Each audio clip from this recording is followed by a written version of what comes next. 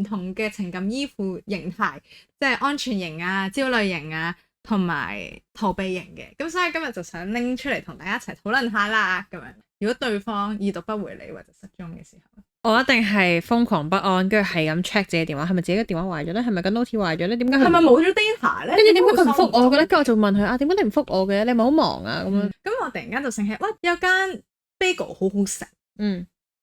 跟住咧我就話我幫我哋去買啊咁樣啦。跟住佢就同我講話好遠喎，你自己去啦。跟住我勁唔開心咯，你明唔明點解我唔開心？我唔開心到喺度喊咯嗰次。哇！係啊，係咪好癲？呢個有啲好笑。但係癲還癲喎，係咪焦慮型啊？係點解咧？因為我嗰一刻咧你有機會係需要直入青山，唔係話喂，而家係咪所有白卡都可以話喂，我唔係白卡，我係焦慮型啫，咁樣唔係咁樣嘅。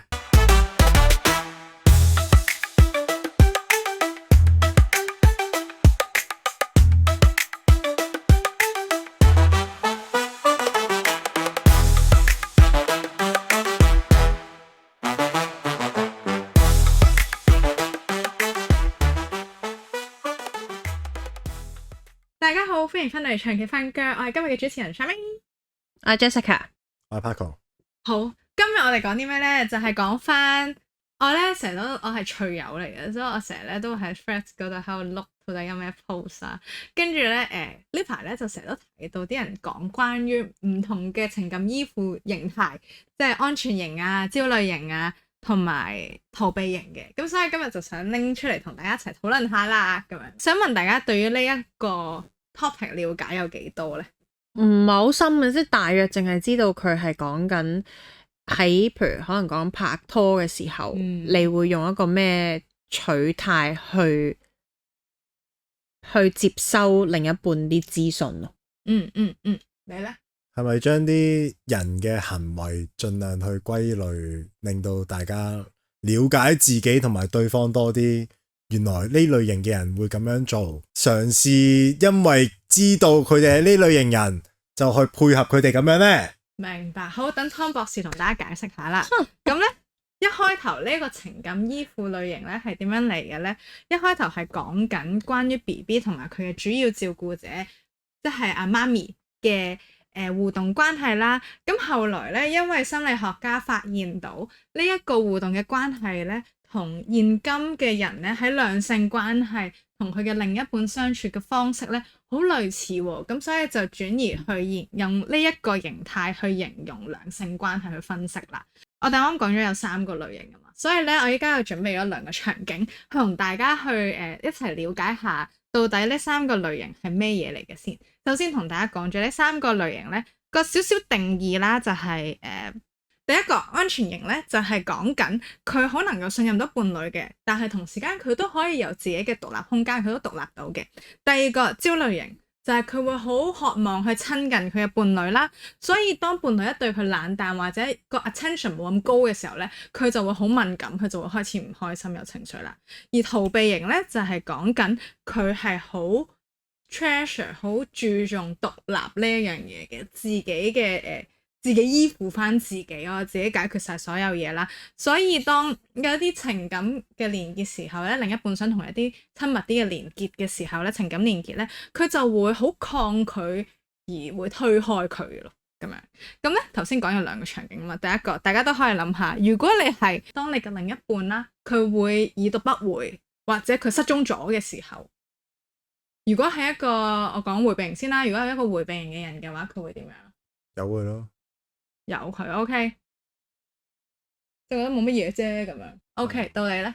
要迴避啊？係啊，我覺得感覺似會係 passive aggressive 啲嘅，即係唔緊要啦，你有嘢忙係嘛？即係其實你係有情緒嘅，但係我覺得係我覺得啫，我估啫，我感覺迴避型嘅話咧，係同頭先 Paco 講嘅幾似嘅，都係會冇乜嘢啫，唔覆好正常啫咁樣啦。跟住焦慮型嘅人就會好心神不寧不安啦，就會覺得成日都睇下電話睇下佢覆咗未啦，跟住又會覺得佢係咪唔想覆我啊？點解佢唔覆我嘅？即係會有好多想法，就係因為佢由呢個已讀不回同埋失蹤入邊引起嘅一啲諗法咯，咁樣咯。咁如果係一個安全型嘅人咧，就係會雖然佢都會想去科，佢都會掛住佢，但係佢呢一個情緒係唔會影響佢做佢日常要做嘅嘢嘅，同埋佢都會嘗試去理解對方，會話會唔會佢可能而家忙緊啊，又或者係佢電話冇電啊咁樣咯，係啦，即係佢就唔會個情緒起伏咁大嘅咁樣咯，係啦。想問同你哋本身似唔似咧？如果對方已讀不回你或者失蹤嘅時候，其實未必啊。係點啊？你會點樣噶？我諗我會有不安嘅，係，但我唔會表現呢種不安出嚟嘅。即係你會收埋佢嘅。係，但係你都會有呢個，因為我 aware 到，如果我死扯係咁扯嘅話，呢個行為係唔好嘅。係唔好，即係你會幫呢一個行為去落咗對錯先嘅。係，明白。所以就會唔使死追落去咯。如果係 Jessica 咧，我係一個壞咗嘅人，我一定係瘋狂不安，跟住係咁 check 自己電話，係咪自己嘅電話壞咗咧？係咪個 note 壞咗咧？點解係咪冇咗 data 咧？跟住點解佢唔覆我嘅咧？跟住我就問佢點解你唔覆我嘅？你係咪好忙啊？咁樣。唔係，我諗到一個幾好笑喎。係咩啊？即係我假設啦，你男朋友冇覆你，係，跟住你第二日見到佢，你同佢講：咦，我部電話好似壞咗喎，你可唔可以買部新電話俾我？你覺得我啊？因為如果係我咧，我本人嘅話咧，同一個 scenario，我如果忍到第二日嘅話咧，我應該會同佢講：你部電話壞咗，你使唔使換咗佢啊？但係佢部電話壞咗，你要俾錢買喎。黐線，叫佢你叫佢換啊嘛？你叫佢換你嗰部電話先有好啲噶嘛？同埋咧，你聽到佢個講法係，如果佢忍到第二日，即係通常都忍唔到第二日咯。通常忍到第二秒啦，係嘛？仲話忍到第二日？唔係呢個，你 send 個 message 俾佢，應該同佢講話：我部電話好似壞咗啊！你咁耐都冇覆我嘅，好似要換啊！你幫我買部啊，咁樣啊嘛。真係啊！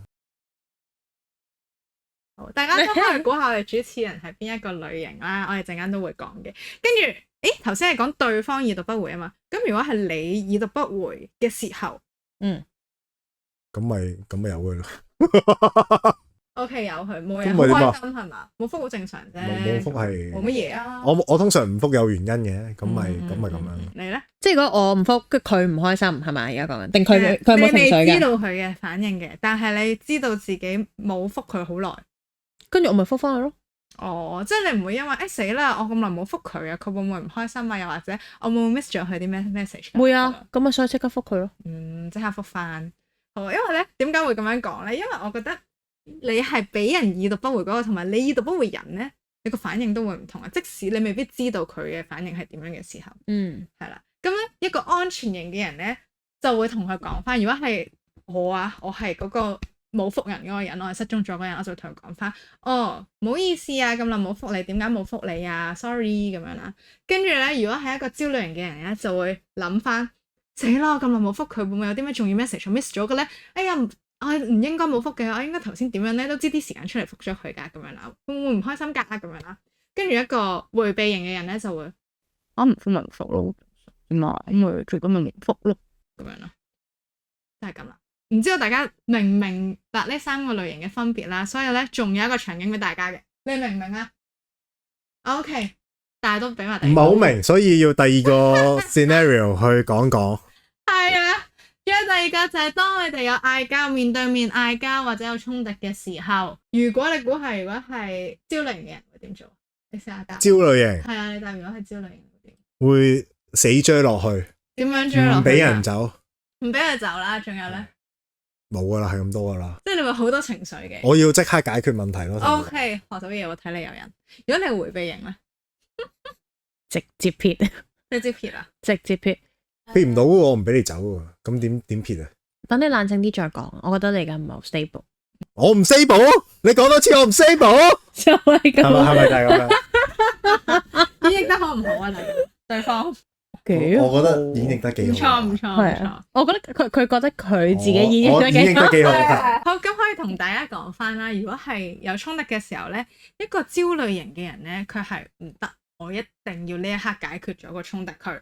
邊個都唔走得咁樣。如果對方咧唔肯講嘅話咧，佢會好驚啦，可能佢會好唔開心啦。點解咧？因為咧佢感受唔到對方嘅 attention 啦，佢唔知道對方嘅反應，同埋唔知道佢諗緊乜。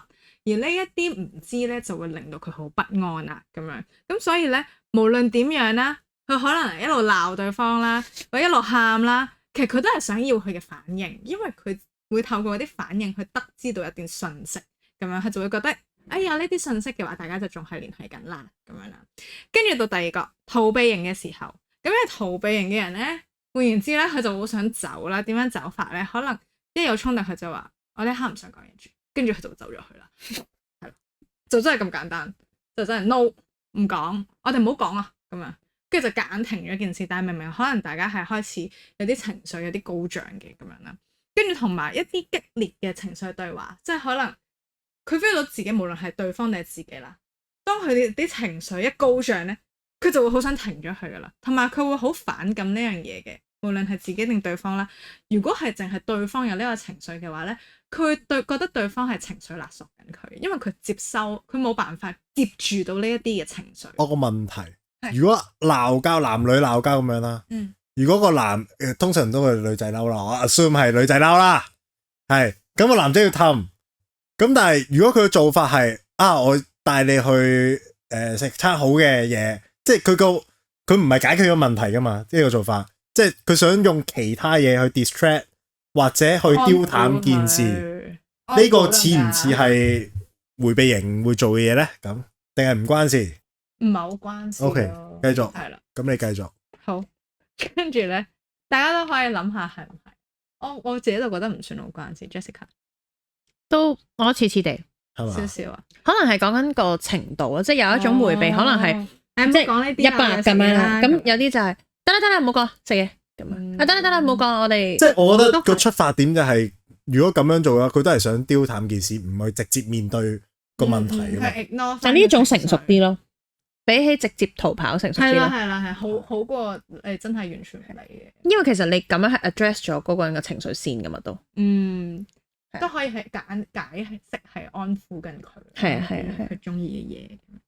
好，跟住最尾安全型會點咧？如果有衝突，佢就會願意主動拎出嚟討論，係話：哎呀，我見到你好似有啲唔開心喎，點解你會唔開心啊？如果大家都討論到好掹整啦嘅時候咧，佢就會 offer。我幫我哋一齊冷靜下15分鐘先，跟住先再慢慢講翻清楚啦。即係代表咧呢個人，即係呢安全型嘅人咧，係佢唔會去逃避個衝突，佢會願意去面對。同時間咧，佢都唔會逃避佢要負嘅責任嘅咁樣咯。咁講完呢兩個場景啦，我希望聽眾都會了解多啲呢3種類型係點樣啦。跟住咧，我就想知道兩位聽咗呢兩個場景之後，你覺得自己係邊類型嘅人啊？好似好亂喎，好亂，我唔知自己係咩啊？唔通你係混亂型？因為咧有第4種嘅類型咧，係佢會可能摻雜住有陣時就係焦慮型啦，有陣時就係逃避型咁樣嘅。咁咧你會覺得自己，即係你會發現，可能你喺唔同場景嘅時候，你會有唔同嘅方式。例如咧，邊個係會令到你覺得係邊種？例如，我覺得如果我俾人搶，一定要面對問題嘅話，我唔介意面對嘅，但係我會想冷靜咗個情緒去面對咯。咁呢個係迴避定係咩啊？定係點啊？你冷靜個情緒嘅時候，對方知唔知道你係冷靜緊情緒？就咁講啊，同佢講啊。即係你係會，可能你嘅情緒好高漲啦，然之後就同佢講話，我哋冷靜下先，跟住消化咗，跟住再傾咁樣。我諗會咯，係啊。會咁樣講。咁呢個應該係安全型。我覺得佢係 mix 嘅，即係可能 Paco 係啊，即係 Paco 唔係咁死一個類型咯，係嘛？但我有時我都會好焦慮喎，因為我覺得係因為我本身細個我都會覺得自己即係可能有啲 friend 可能一齊佢哋出街咁，但係冇叫我嘅，我會有嗰種不安，好想扯佢哋，點解唔嗌埋我？咁但係就變咗。我自己知道我呢個意識其實唔好嘅，咁我就撳低咗自己呢個我覺得唔好嘅一面，跟住去算啦，由佢咯，即係呢啲諗法咯。同埋有時打波都係嘅，即係正常一隊波有唔同人啦，咁你實會有唔同嘅問題出現噶嘛，即係同唔同隊友溝通。咁我會發覺就係我唔知係咪男仔嘅通病咧，都係迴避型嘅。即係大家都唔想個衝突擺喺個面上面，就唔緊要啦。咁打完波有問題，咁大家講完大家嘅睇法之後，咁就食個飯，咁就下場波再見咁樣。即係呢啲我就會覺得如果你擺喺一個安全型咁樣睇嘅話咧，其實係冇解決過件事噶嘛，因為大家唔算話真係 address 咗個問題係點樣噶嘛，即係純粹係大家唔講呢件事就當冇嘢咁樣咯。即係喺呢啲位上面，我就會發覺我係有某程度嘅迴避型咯。又我覺得咁樣嘅，即係咧呢一種迴避型人格咧，你迴避只係個結果嚟嘅啫，係個結局嚟嘅啫，係你個做法。係。而你個中心思想應該係要剔埋。如果你要係一個迴避型人格，可能要剔埋中間，譬如好怕一啲真係親密嘅關係，好怕去 establish 呢種依賴依戀嘅關係咯。而譬如如果你要講焦慮型，佢唔係淨係講話我搶唔搶你，因為搶唔搶你呢個係一個好表面嘅行為，但係可能佢實際上係講緊佢點樣去理解譬如愛呢件事咯。可能對於焦慮型嘅人嚟講，一啲好瘋狂式嘅戀愛，即係因為佢嘅恐懼啦，焦慮型就係會驚佢俾人拋棄啊，被冷落或者唔被愛，咁所以佢就會做好多嘢去證明自己係冇被拋棄、冇冷落，我係被愛嘅。咁嗰啲行為就會過咗火。咁我一定唔係焦慮型。係啦。所以就係話要睇埋個核心咯。係啦，同埋你啱啱講咧踢波嗰啲咧，因為佢唔係我唔係踢波嘅，咪打波嗰啲 sorry。打波嗰啲，因為對嗰啲波友唔係你另一半，係咁所以咧，你中間會摻雜咗好多其他嘅因素，去影響咗你最尾做呢個行為嘅結果咯。係啦，即係呢個乜乜型依戀係 focus 兩性嘅，係咪啊湯博士？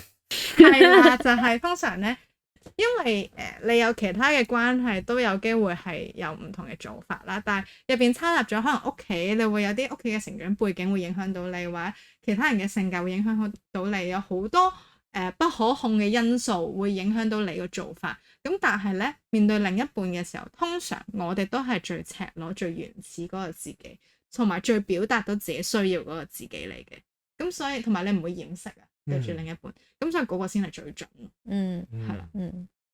咁所以你如果講埋嗰個核心恐懼嘅話啦，咁頭先講咗焦慮型啦，逃避型嘅話就係其實佢係驚冇咗自己，會俾人控制住，俾人吞噬咗咁樣。咁你會覺得自己似邊種嗰啲啊？迴避咯。迴避啊，即係你會驚冇咗自己嘅自由，冇咗自由啊。少少咯。如果係 Jessica 咧，病入膏肓地焦慮。係啊，我係不能自拔咁焦慮，而且唔單止兩性關係啦，我諗即係所有嘅關係都好焦慮。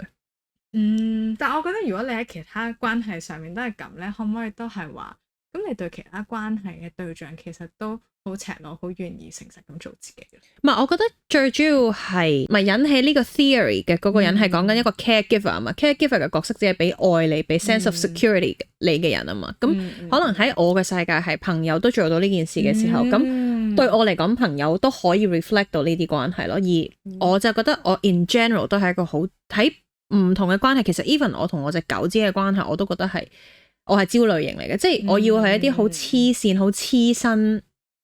我要感受到一種好無條件、好永遠都喺度嘅愛咧，我就覺得好安心啦。咁樣哪怕其實隻狗已經係癲咗噶啦，即係如果我唔翻屋企，佢就唔食飯啊，匿喺床下底啊，但我都會覺得我覺得我被愛，所以我好安心咯。即係可能你會覺得嗰啲行為係佢表達緊佢嘅愛，係咁樣咯。所以如果講翻人與人之間嘅關係，我唔太怕啲人咩搶我啊嗰啲嘅，我反而可能係驚。我星期見咁樣，我聽日玩 Pickleball，後日打網球。係啦，我驚可能唔覆我，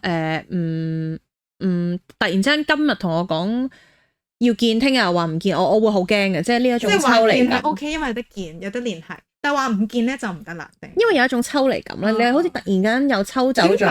點解無啦啦唔見咧？係啦，你就會開始好多質疑，會有好多諗法出嚟。係啦，明白。咁你係咩咧？湯博士，湯博士，我忍咗好耐噶啦，唔使自己講，我聽你係咩啊？湯博士，湯博士咧係焦慮型嘅，但係我會覺得自己以前係完全焦慮型咧，依家係一半焦慮一半安全嘅，即係我覺得自己進步緊㗎咁樣咯。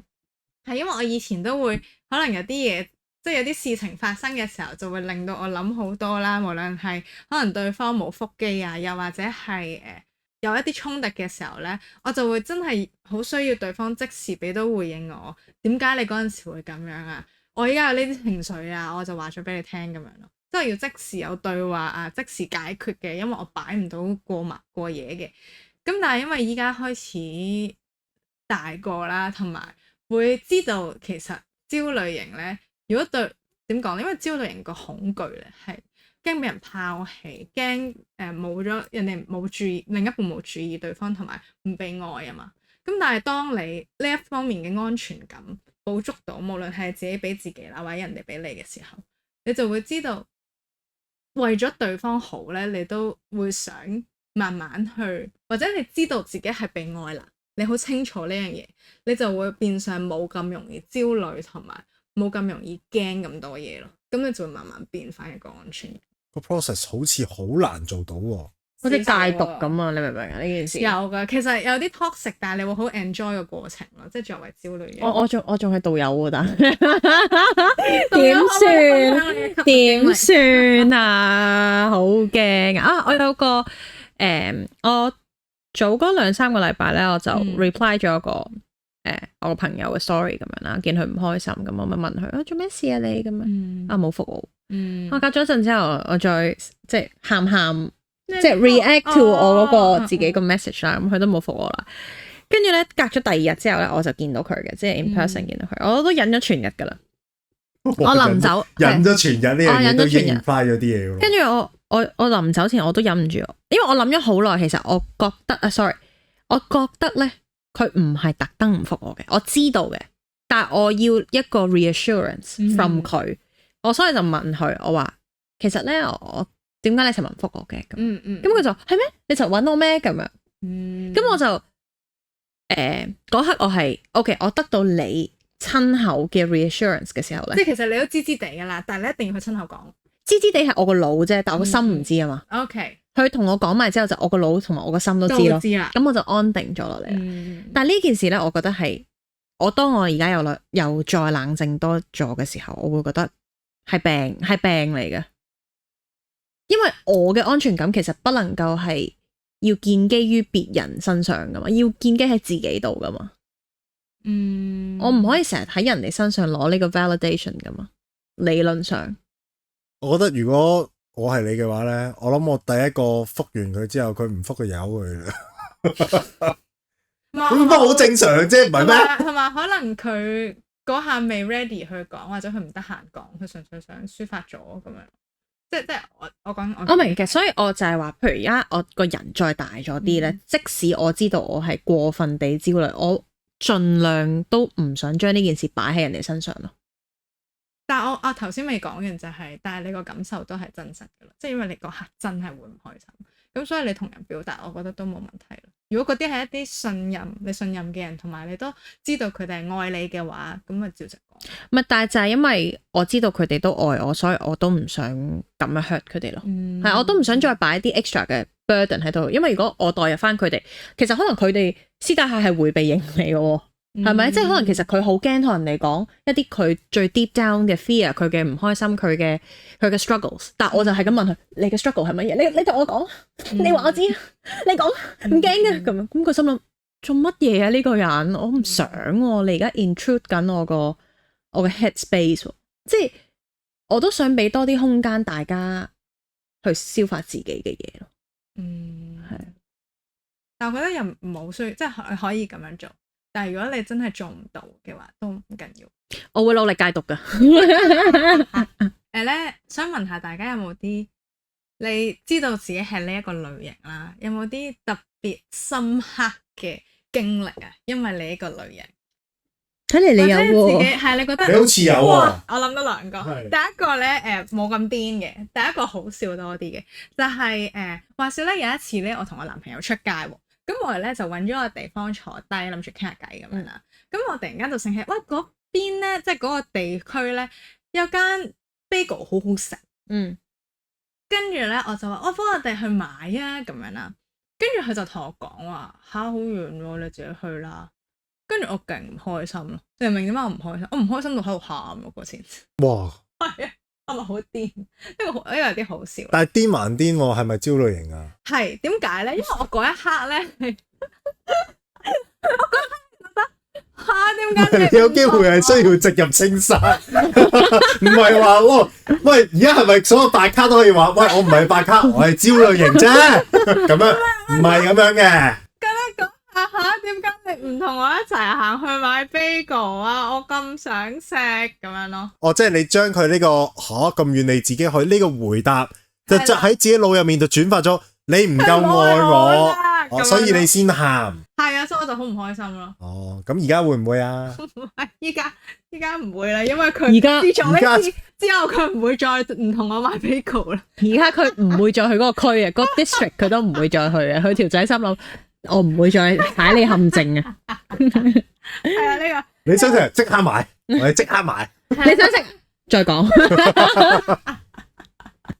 佢應該冇諗過嗰一刻會喊咁癲。係啦，跟住咧仲有一個嘅呢個。sorry，我想再 further，佢點樣處理啊？點樣係啦？點樣處理呢個焦慮型嘅人？哦，因為反應。我男朋友是一個安全型人格的人，係咁咧佢嗰一刻見到我喊咧，佢係冇 judge 我喊嘅，即係佢話唔同你買 bagel 你都喊咁樣，佢冇嘅。咁撚理性，唔係，你呢個賤人啦！跟住咧，佢喺下係同我講話即係佢俾我喊咗先，跟住俾我講翻點解我會喊，即係我唔開心啲乜係啦。跟住咧講下嘅時候，我自己都喺度笑，因為我都發現自己好無理。你會唔會㗎？我唔會啊。好啦，係啊，因為我已經進化咗啦。佢會同我講話唔肯同我買，我同佢講點解咁樣。哦，你唔可以陪我去買咩咁樣？呢個幾好，另類死取落去喎。唔係咁樣，唔係我直接表達個核心啊。因為我其實我覺得，譬如人與人之間有陣時咧，係你喺度每嚟每去嘅時候，人哋又唔知你喺度每嚟每去，以為你又唔係好認真啊。即係佢唔知道你有咁想食 bagel 噶嘛。係啊，係咪啊？金針菇啊！話說我哋試過有一次我哋四個主持人一齊打邊爐，咁啊大家一齊買餸啦，好 helpful 咁樣啦。咁啊嗰時買到大家嗱，大家記住啊，我啦江仔加佢三個咁大隻嘅人係咪？已經係抽唔到餸啦，即係買好多啦。咁跟住咧，咁啊我就話使唔使再買啲金菇咧？咁樣買啲菜咯，買多啲菜。跟住阿 Paco 就話唔使啊，因為嗰陣時買咗3款啦，係咪啊？買好多款㗎啦。總之我覺得我立場就係買咗好多嘢食啦，食唔晒㗎啦。佢話食唔晒喎，咁跟住我話哦好啦咁。跟住後尾我唔記得咗點樣你先知我係好想食金針菇啊？我問你有幾多分想食啊？我已經離開咗個街市㗎啦，係咪啊？嗰陣時我已經離開埋個街市，跟住我先再講金菇。跟住咧 Paco 就話佢話其實你一次10分有幾想食金菇？我話700分到啦，因為佢好似唔止講過一次，佢講咗2-3次，跟住我先 sense 到，咦？點解講2-3次嘅？撚知你想食咩？我鳩啊！係都要問你，我10分有幾多分數？我7至8分，7至8分，你第一樣嘢就要買啦，買埋晒啲咩響鈴嗰啲垃圾嘢。因為你想食響鈴啊嘛，佢特登買俾你嘅。我冇嘢想食㗎，我咩都得㗎。Anyways， 咁所以翻去頭先個重點就係係啦，我而家就偏向直接啲講咯，總之所有都直接啲講咯。你而家陪我去買 bagels 好唔好？因為如果佢咁都講唔好咧，我就會直接同佢講，咁即係你唔愛我噶咯。因為咁所以都係焦慮型咯。喂係咪先？個分別係你冇同佢講，佢唔做 OK 啦，我覺得有嗰個 buffer 空間啦。你同佢講咗，佢都唔做，即係我而家同你講。我想收戒指，跟住都冇戒指喎。呢個就即係咁，即係打個比喻啫。比喻啫。係啊。冇睇緊嘅。打個比喻啫。係啦。但係我有個再癲啲嘅，雖然為咗買 bagel 喊呢樣嘢都癲癲地啦。另一個就係咧，呢個係都幾反映我係焦慮型人格嘅。就係一開頭嘅時候咧，可能你未好。肯定到對方係點樣看待段關係啦，又或者你未好了解對方份為人之前嗰陣時咧，因為我會有嗰種不安嘅感覺，所以我就會不停咁去測試佢嘅底線。例如，我會特登撩交嗌嘅。點樣為之撩交嗌咧？即係我嗰下有啲不安，所以我就會特登講啲嘢去撩佢，我會想令到佢都嬲嘅咁樣咯。真心有撚病呢啲真係，講真邊有人特登撩皮嘅啫？即係你好地地你唔會撩交嗌嘅喎，點因為我有解要撩交？啲不安，所以要令到佢都感受到一個不安。我點樣做咧？我唔係講自己不安啊，就係撩交嗌咯。你覺得合唔合理啊？唔合理㗎，但我就係咁咯。嗰下，依家唔係啦，我而家係半個安全型嚟㗎啦，係啦。咁點解要咁做咧？就係當佢有反應嘅時候，我會覺得安心。即係知道，對方嘅反應能夠被我撻得着喎，咁即係佢都在乎我咯。即係雖然嗰下個反應係唔好㗎嚇，佢都係嬲或者佢會不解啊，即係你會特登去 clubbing 激嬲佢嗰啲嚟嘅，係咪？即係我打個比，唔係我打個比喻，打個比喻。如果有一啲焦慮型嘅女仔可能會咯，係啦。不過我覺得呢招好撚勁，認真。一做錯啲咩，我等試下你啫嘛，我等激下你，想試你條底線。唔 work 㗎呢個。即係如果佢男朋友啊嘛，見到琴日見到你同另一個男仔拖手，係啊，我等試下你啫嘛。拜拜。咁樣呢啲係嗰啲叫咩啊？呢啲係旁門左道。係啊，學埋啲巫術。係咯，啲 black magic。我循住你嘅思路去咋，大佬。我嗰個目標咧就係好明確嘅，就係我想你目標又有諗病添啊！我想引起佢嘅情緒啦，咁樣啦。咁我可以講埋佢嗰陣時係點做嘅。佢係冇俾我激到佢好嬲嘅，因為佢安全型嘅人咧，因為佢會嘗試去理解對方點解會咁，或者佢理解唔到，佢都會照顧佢嘅感受接住啊嘛。所以嗰一刻咧，佢係知道，佢唔係，即係佢會知道我係其實係內心係不安先至會咁樣做，即係佢會睇到係不安嗰樣嘢多過我講出嚟嚟撩交嗌嗰啲嘢咁樣咯。係啦。我覺得如果我係嗰個另一個咧，我一定直接，如果俾我知道你呢個心態，我一定直接屌柒。即係點啊？哇！你無啦啦試乜撚嘢底線啫咁樣咯。我唔係特登要，我唔係盤住要試去試，我嗰一刻係冇意識去做呢樣嘢。總之我就要佢嬲咁樣咯。所以就要屌柒咯。唔係，咁我唔知噶嘛。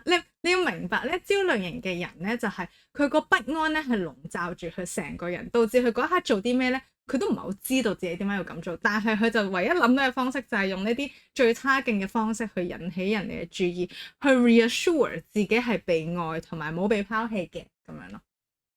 係咪啊？我完全理解。你又理解啊？我理解，我完全理解。無論安全型啊、焦慮型啊，定係迴避型咁樣咧，呢個我覺得正確用法咧，應該係知道對方係咩人咁樣咯，而唔係純粹知道自己係一個咩人去 justify 自己做嘅嘢咯。因為我見好多喺 Threads 上面咧就話因為我係呢個焦慮型人格，咁所以我做呢啲行為。所以就係explainable，或者另一半就要知道要接受，我覺得唔係咁樣。去正確化自己嘅行為。係啦，我覺得係即係調翻轉，你係要了解另一半係呢個類型嘅人，先可以令你更加好似你另一半咁樣，佢係一個安全型，佢知道你焦慮型，所以佢唔會好似我咁樣直接屌柒你，佢會了解點解你嗰種不安喺邊度嚟咁樣咯。我覺得呢個方式會比較健康啲咯，喺段關係入面。係，同埋作為唔係安全型嘅人啦，當你自己知道自己係有呢個傾向嘅時候咧，你會知道其實呢一個係一個唔健康嘅諗法啦。所以同埋你都會唔希望令到身邊愛你嘅人咁辛苦咁樣。雖然佢哋會願意 take care 你呢方面嘅唔健康嘅諗法，但係你都會想對佢哋好啲。所以我嗰下當我知道自己係焦慮型嘅時候咧，我係有道歉嘅，唔係冇道歉，梗係冇啦。